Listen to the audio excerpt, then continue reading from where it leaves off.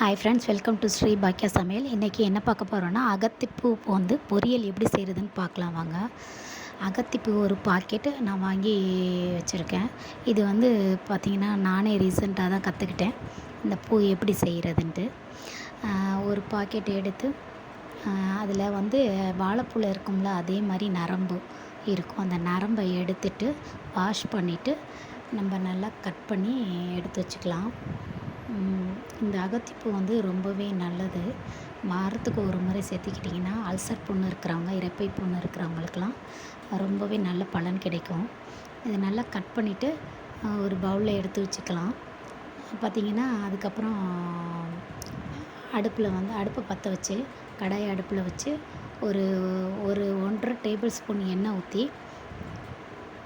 1/2 teaspoon கடுகு, 1/2 teaspoon உளுந்து, 1/2 teaspoon ஜீரகம், 3த்தையும் போட்டு நல்லா பொரிய விடணும்.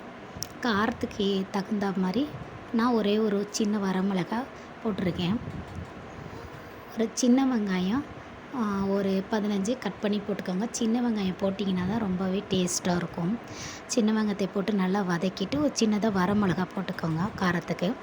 நல்லா வதக்கிட்டு அந்த கட் பண்ணி வச்சுருக்க அகத்திப்பூவை வந்து சேர்த்துக்கோங்க. இது சீக்கிரமாகவே வெந்துடும். 7 to 5 மினிட்ஸ்லேயே சீக்கிரமாக குக் ஆயிரும். நல்லா 2-3 பெரட்டிட்டிங்கனாவே சீக்கிரமாக வெந்துடும். நல்லா ஒரு மாதிரி கத்திரிப்பு கலரில் வரும்.